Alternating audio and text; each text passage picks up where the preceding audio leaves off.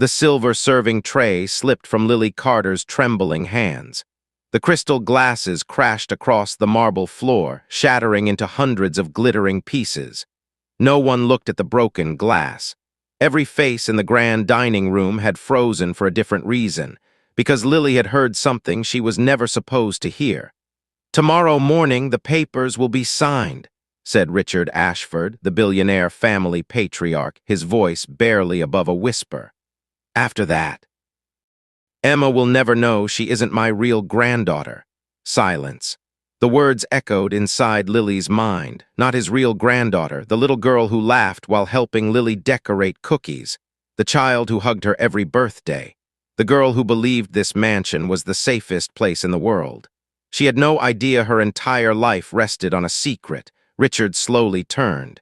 His cold gray eyes met Lily's. For a heartbeat, neither of them moved. "Lily," he said calmly. She lowered her head. I'm sorry, sir. I didn't mean to interrupt." His expression never changed. "What exactly did you hear?" Her heartbeat pounded so loudly she could barely think. I only heard the tray fall." It was a lie, and both of them knew it. Richard walked closer until only a few feet separated them. Most people feared him. He owned companies around the world. Governments negotiated with him. Entire cities depended on his investments. Yet Lily wasn't afraid because he was rich. She was afraid because she had just become dangerous. Richard studied her face for several long seconds before speaking again. "Clean this up." Then he quietly left the room. Only after the heavy wooden doors closed did Lily finally breathe. Her hands shook as she gathered the broken glass. Tiny drops of blood appeared where sharp edges cut her fingers. She hardly noticed. One question refused to leave her mind. Who was Emma really? Lily had worked in the Ashford mansion for nearly 6 years. Most employees came and went within months. The rules were strict. Conversations were short. Mistakes were remembered. But Lily stayed. She needed the job. Every paycheck helped pay for her younger brother Noah's college tuition. After their parents died in a highway accident years earlier, Lily had promised herself that Noah would never lose his chance at a better future. She never bought expensive clothes. Her shoes had been repaired so many times that even the cobbler joked they deserved retirement. She skipped lunch more often than anyone noticed. Every dollar she saved went to Noah. No one inside the mansion knew. She preferred it that way. The only person who ever asked about her life was Emma. 8-year-old Emma had a habit of wandering into the kitchen after school. She loved watching Lily bake cinnamon cookies. Sometimes she would ask impossible questions. "If money can buy everything," Emma once asked, "why does Grandpa always look sad?" Lily had smiled. "Because the most important things usually aren't for sale." Emma had thought about that answer for days. Now remembering those conversations made Lily's chest ache. If Richard's words were true, Emma's whole world had been built on a secret. Late that evening, Lily carried fresh towels toward the west hallway. The mansion felt unusually quiet. As she passed Richard's private office, she noticed the door wasn't completely closed. 2 unfamiliar voices drifted into the hallway. "The DNA records are secured," a man said. "No mistakes?" Richard asked. "None. And Emma, she still believes everything," Richard answered without emotion. "She must never discover the truth." Lily stopped breathing. DNA records, secrets. Before she could step away, the wooden floor beneath her creaked. Inside the office, the conversation stopped instantly. Then came a single sentence that made every hair on the back of her neck stand up. "Someone's outside the door." Lily's heart slammed against her chest. For one terrifying second, she couldn't move. The office door began to open. Thinking quickly, she picked up the basket of towels and hurried toward the guest hallway as if she had heard nothing at all. "Miss Carter!" Richard's voice stopped her. She slowly turned around. He stood in the doorway, calm as ever. Beside him was a man in a dark suit holding a thick folder stamped "Confidential." "You work late," Richard said. "Yes, sir." "Mrs. Collins asked me to replace the towels before tomorrow's guests arrive." Richard studied her face, searching for the smallest sign of fear. "You've always been honest, haven't you?" "I try to be." He nodded once. Good, honesty is valuable. His words sounded polite, but Lily felt the warning hidden beneath them. She forced a small smile, wished him good night, and walked away without looking back. Only after turning the corner did she let out the breath she had been holding. That night sleep never came. Every time Lily closed her eyes, she heard the same sentence. Emma must never discover the truth. But why? If Emma truly wasn't Richard's granddaughter, why had he raised her with so much love? Why hide it for 8 long years? The questions refused to leave her. The next morning, the mansion buzzed with unusual activity. Luxury cars rolled through the front gates. Lawyers entered carrying briefcases. Accountants followed with stacks of documents. Something important was happening.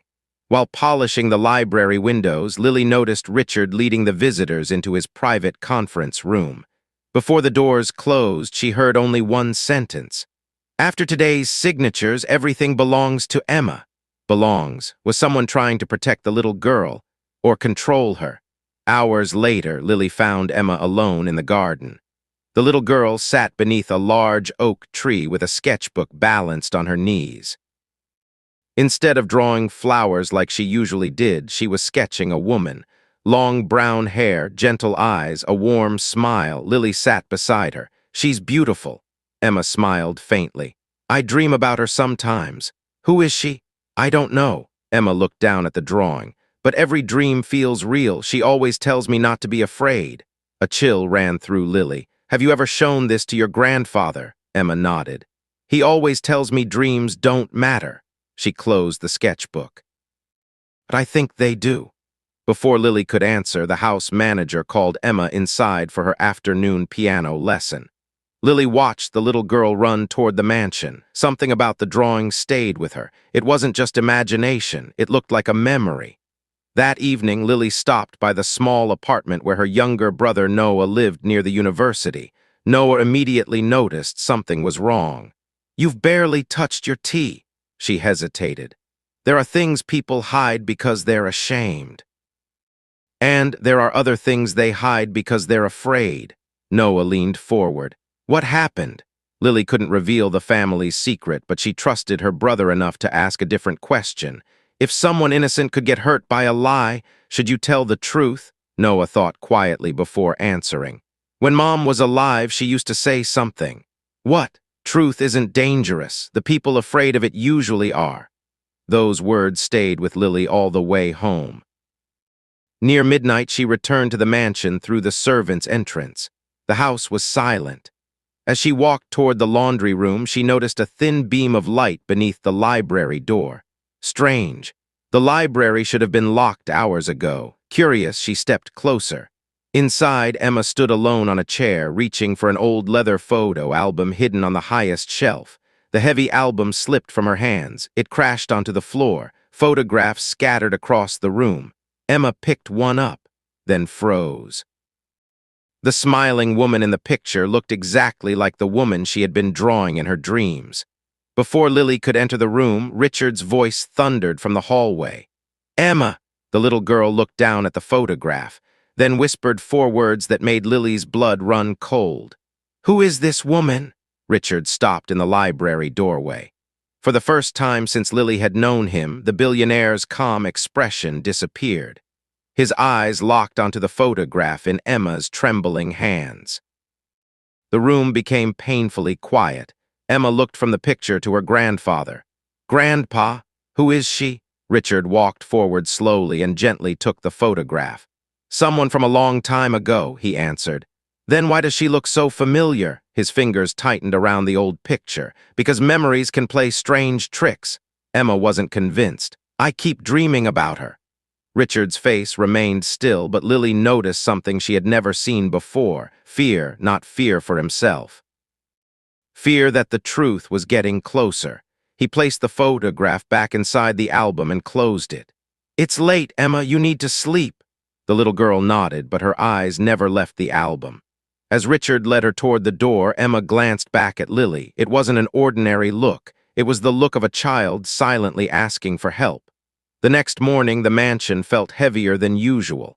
No one spoke unless absolutely necessary. Even the staff sensed something had changed. While cleaning Richard's study, Lily carefully dusted the bookshelves. One drawer had been left slightly open. She normally would have ignored it. But inside, she noticed the edge of a faded envelope with the words, "For Emma, when she is ready." Lily's heart skipped. She gently pulled the envelope out just enough to read the handwriting. Before she could see anything else, footsteps echoed in the hallway. She quickly returned it exactly as she had found it. Seconds later, Richard entered. "You finished already?" "Yes, sir." His eyes briefly moved toward the desk. For a moment, Lily wondered if he had noticed. Instead, he quietly said, "Thank you." She walked out, but now another question filled her mind. Who had written that letter, and why had Emma never received it? That afternoon, Emma wandered into the kitchen while Lily prepared fresh bread. She looked unusually quiet. "I don't think Grandpa told me the truth," Emma whispered. Lily paused. "What makes you say that?" Emma pulled a folded piece of paper from her pocket. It was another sketch of the mysterious woman. "I keep drawing her without trying." She looked down. "And I remembered something today." Lily knelt beside her. "What did you remember?" "A song." Emma softly hummed a gentle lullaby. Lily froze. She knew that melody. Years earlier, while volunteering at a children's shelter before joining the Ashford family, she had heard a young mother sing that exact lullaby to her baby every evening. It wasn't a popular song. She had never heard anyone else sing it. How could Emma possibly know it? Before Lily could ask another question, the front door opened. An elderly woman stepped into the entrance hall carrying a small bouquet of white lilies. She wasn't dressed like a wealthy guest. Her clothes were simple, carefully mended and slightly worn. The house manager hurried toward her. "I'm sorry, ma'am, this is a private residence." The woman looked past him toward the staircase. "I only came to see my granddaughter." The words echoed through the silent hall. Richard appeared almost instantly. His face turned pale. "You shouldn't have come." The elderly woman's eyes filled with tears. "I've stayed away for 8 years because you asked me to." She held out the flowers. "But I couldn't stay away forever." Emma slowly stepped into the hallway, staring at the stranger. The old woman smiled through her tears. Then in a trembling voice, she said the words that stopped everyone in the mansion. "Hello, Emma. I've waited your whole life to meet you." The mansion fell completely silent. Emma looked from the elderly woman to Richard, her small hand tightening around the sketchbook she still carried everywhere. "You know my name?" she asked softly. Tears rolled down the woman's cheeks before she could answer. "I've known your name since the day you were born." Richard stepped forward, his voice firm. "Margaret, this isn't the time." The woman lifted her chin. "After 8 years, Richard, when would the right time ever be?" Lily stood frozen near the kitchen entrance, afraid to move, yet unable to look away. Emma's voice trembled. "Grandpa, who is she?" Richard closed his eyes for a brief moment, as if carrying a weight too heavy to hide any longer. "She is your grandmother," Emma gasped. "My grandmother?" Margaret nodded through her tears. "Your mother's mother." Emma stared at her in disbelief. "But Grandpa told me everyone in my family was gone." "They're not," Margaret whispered. "Not everyone." Emma looked back at Richard, confusion filling her eyes. "Why didn't you tell me?" Richard didn't answer immediately. Instead, he slowly walked to the fireplace and picked up an old silver picture frame. Inside was a photograph of a smiling young woman, the same woman Emma had been drawing for weeks. "Her name was Sarah," he said quietly. "She was my daughter." Emma carefully took the photograph. "My mother," Richard nodded. "When you were only a few months old, Sarah and your father were involved in a terrible accident." Emma's hands began to shake. "I thought they abandoned me." Richard's voice cracked for the first time. "They never would have." A heavy silence filled the room. Margaret stepped closer. "After Sarah died, Richard blamed me." Richard lowered his head. "I believed it was your fault she had taken that trip." "It wasn't," Margaret replied gently. "But grief doesn't always listen to reason." Lily watched both of them carefully. Years of pain stood between them, years that had stolen precious time from a little girl who deserved the truth. Emma looked at Richard again. "So, you kept Grandma away because you were angry?" Richard's shoulders slowly slumped. "Yes, and you told me she didn't exist." His voice was barely audible. Yes. Emma didn't cry. She simply looked at the old woman standing across from her. Then she quietly asked, "Did you ever stop loving me?" Margaret covered her mouth as tears poured down her face. Never. She reached into her worn handbag and carefully removed a small wooden music box. "I bought this before you were born." She opened it. A soft lullaby filled the room, the same lullaby Emma had been humming. Emma's eyes widened. That's my dream song." Margaret smiled through her tears. "Your mother sang it to you every night." Without thinking, Emma ran across the room and wrapped her arms around her grandmother. Margaret held her as though she were afraid the moment might disappear. Even the house staff quietly wiped away tears. Lily felt her own eyes fill.